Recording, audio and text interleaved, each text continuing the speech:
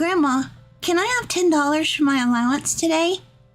My front door swings open, and my 6-year-old granddaughter burst in with a smile on her face. Oh, Emma, you're here again. My voice is usually somber for talking to a grandchild, but it's understandable. Emma has been coming over for money 5 days in a row now. I had just returned from living abroad for 10 years, and Emma, who had only seen pictures of me as a baby, came to visit. I was initially thrilled to meet her, but her daily visits asking for money started to bother me. I called my son's house multiple times. Finally, I got a hold of my daughter-in-law and can't help but raise my voice.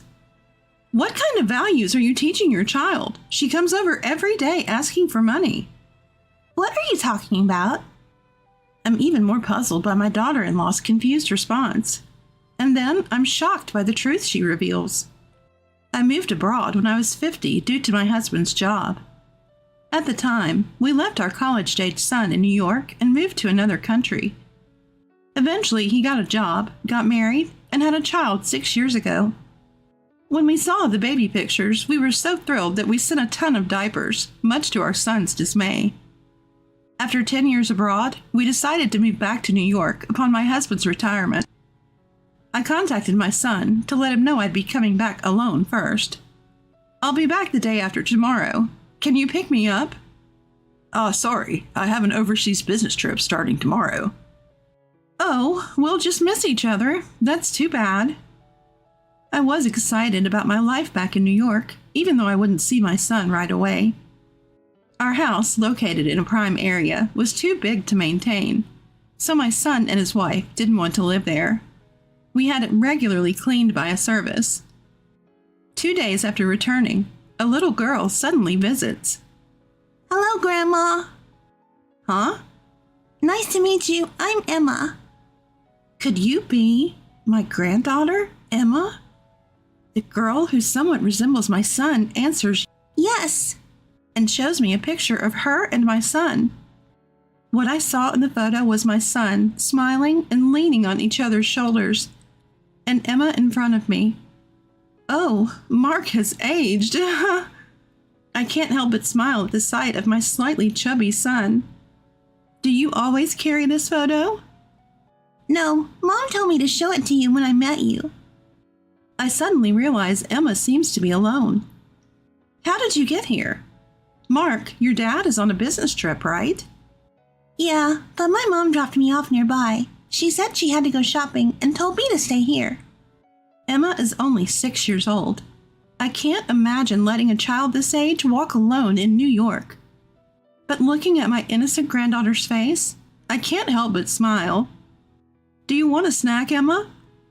Yeah, yay! I give her some snacks and juice, and she happily munches away. We spend the afternoon playing puzzles, and before I know it, it's evening. I'm preparing some cookies to send her home with when I hear, "Bye, Grandma," and she's gone in a flash. I try to follow her, but she's already out of sight, and I don't have my daughter-in-law's phone number. I call their home that night, but no one answers. I'm worried, but the next day Emma shows up again. Geez, Grandma, you had me worried. Why did you leave so suddenly? Mom came to pick me up nearby, so it's all good. Looking at my cheerful granddaughter, I wonder if I'm just being overprotective. Emma spent the day at my house again and left on her own, saying, "Mom is waiting for me nearby." I call home, but my daughter-in-law doesn't answer, yet Emma keeps showing up every day. After this happens for 2 days, I start to find it suspicious. Then Emma says something unexpected. Grandma, I want an allowance. An allowance? Yeah, give me $5. I'm surprised by the sudden request, but I think maybe it's a child's privilege to ask for money so straightforwardly, so I hand her $5 with a smile. However, from that day on, Emma starts asking for money every time she opens her mouth. And the amount she asks for keeps increasing. $10, $20, day by day. Do you want to buy something? If so, I can buy it for you. No, I just want the money. I want to give it to her, but I can't just hand it over without reason. Why do you want the money? I just want it. But you shouldn't just take money from people. Why not? You're rich, right? Mom told me you have lots of money, so I can get as much allowance as I want. What? Mom said that. Emma repeats, Give it to me.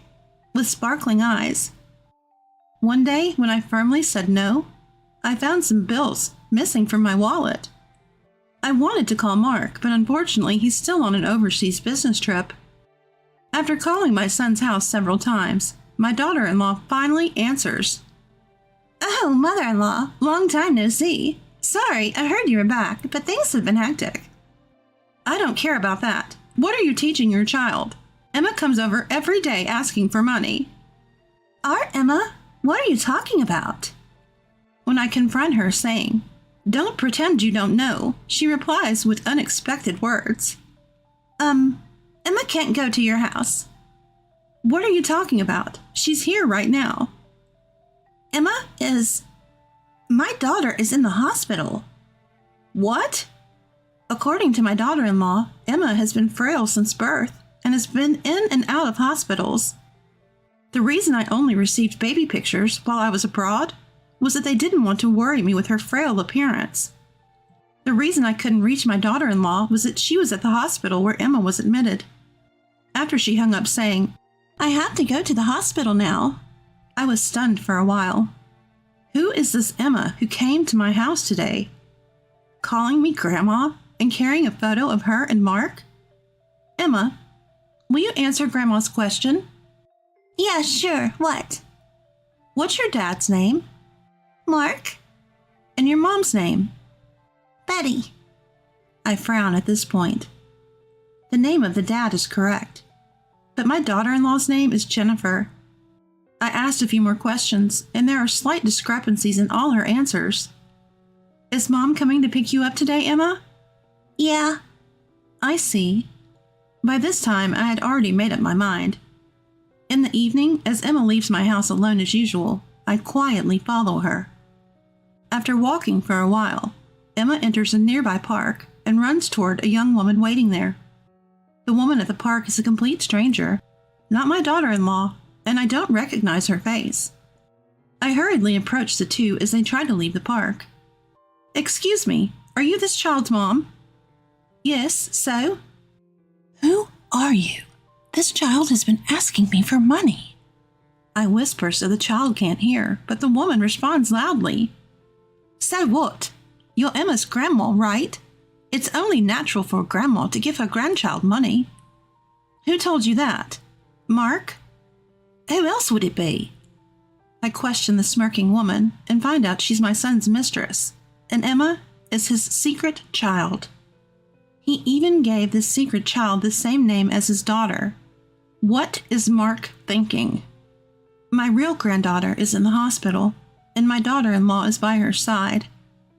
And Mark took advantage of this to have an affair and even father a child. I feel dizzy from the shock. We need to have a serious talk. What, you're going to lecture me? It's not his fault. He won't leave his wife. So you're extorting money from me because...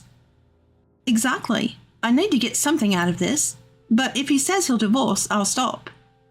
I'm still furious at Betty's arrogance, but I propose that we'll have a proper discussion when Mark returns from his overseas trip. She reluctantly agrees.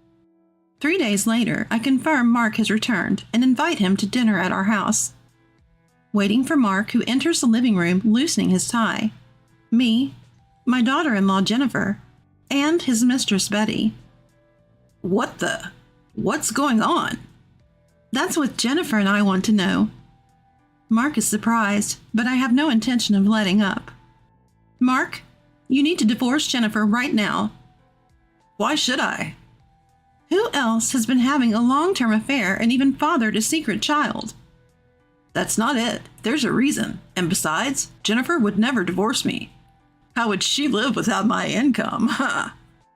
Just as Mark starts to regain his composure, Jennifer crushes it.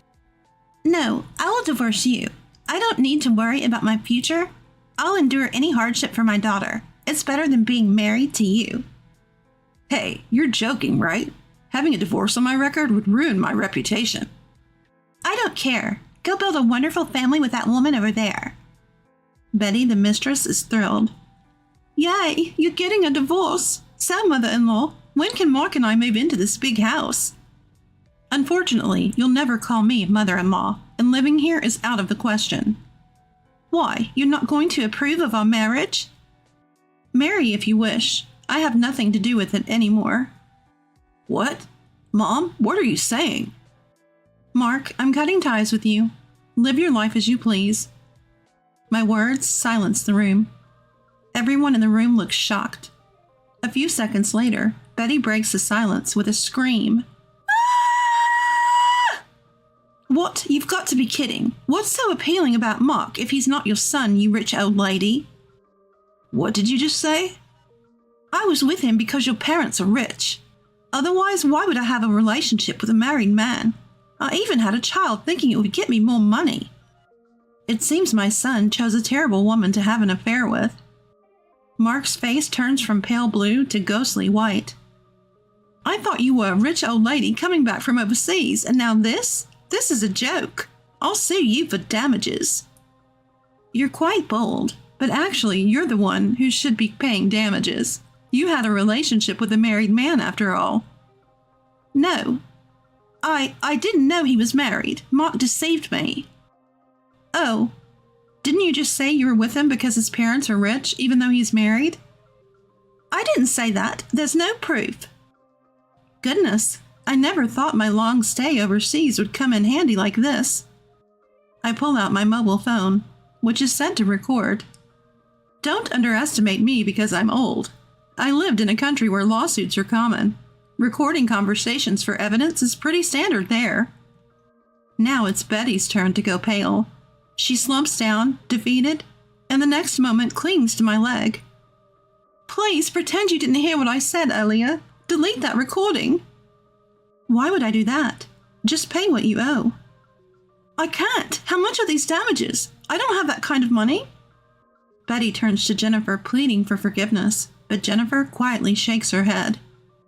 Afterwards, Jennifer divorces Mark and claims $30,000 in damages from both him and Betty. Mark also ends up paying $1,000 a month for both Emma's child support. Having been cut off by me, he loses his spirit, makes mistakes at work.